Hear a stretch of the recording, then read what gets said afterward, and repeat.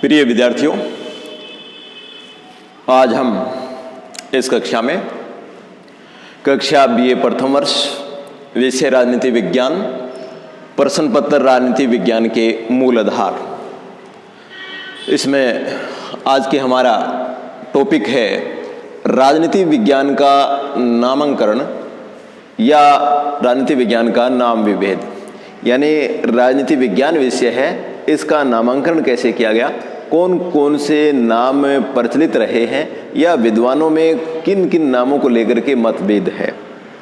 तो राजनीति विज्ञान विषय है, इसके जो विकास यात्रा है उसमें हम देखते हैं तो समय समय पर विभिन्न नाम प्रचलित रहे हैं और इसकी विषय वस्तु से जुड़ी हुई जो पुस्तकें विभिन्न विद्वानों ने लिखी है, उन्होंने अपनी पुस्तकों का नाम भी अलग अलग अपनी पसंद और विचारों के अनुसार रखा है। तो इस नाम विभेद की कक्षा में हम इसके 4 नामों पर चर्चा करने वाले हैं। पहला, राजनीति विज्ञान को राजनीतिक कहा जाना। दूसरा, राजनीतिक दर्शन कहा जाना। और तीसरा, राजनीति विज्ञान कहा जाना। और चौथा, राजनीति विज्ञानों यानी राजनीति, राजनीतिक दर्शन, राजनीति विज्ञान और राजनीतिक विज्ञानों यानी बहुवचन में, ये 4 नाम सामान्यतः राजनीति विज्ञान शब्द के स्थान पर परस्पर काम में लिए जाते रहे हैं। तो पहला जो हम विकास यात्रा देखते हैं, राजनीति विज्ञान का प्रारंभ देखते हैं, वहां हम देखते हैं वहीं से लेकर के आज तक भी राजनीति विज्ञान के लिए राजनीति शब्द कई विद्वानों ने काम में लिया है। तो राजनीति विज्ञान को राजनीति कहने वाले जो विद्वान हैं वो प्रमुख रूप से हैं अरस्तु, Jellinek, Sidgwick, Holtzendorff, Laski, Wilson, sir Frederick Pollock. अरस्तु ने तो अपनी पुस्तक का नाम ही पॉलिटिक्स यानी राजनीति रखा है और फ्रेडरिक पोलक ने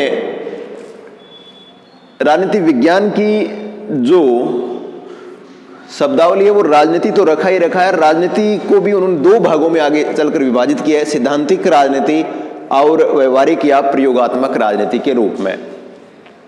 लेकिन राजनीति विज्ञान को राजनीति कहे जाने पर कुछ विद्वानों ने आपत्तियां की है कि ये राजनीति नाम है वो इस विषय के लिए उपयुक्त नहीं है।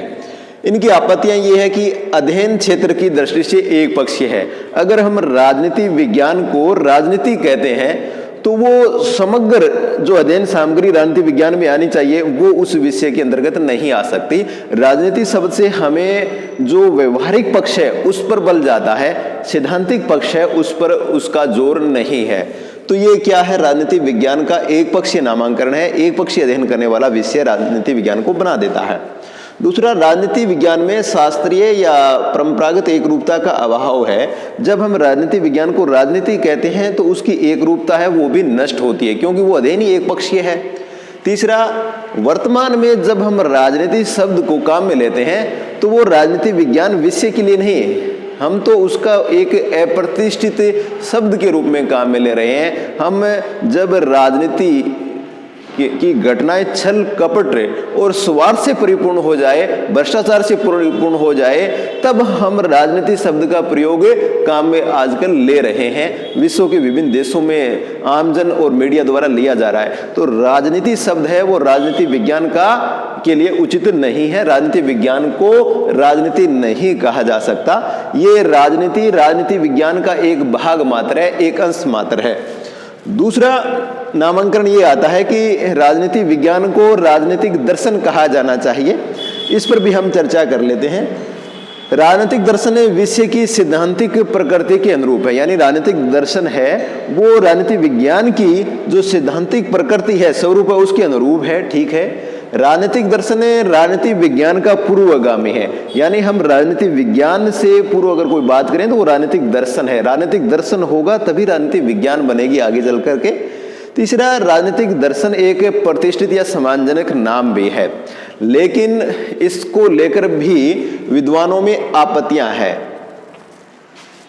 कि राजनीतिक दर्शन एक पक्षीय अध्ययन है, ये सैद्धांतिक अध्ययन पर बल देता है।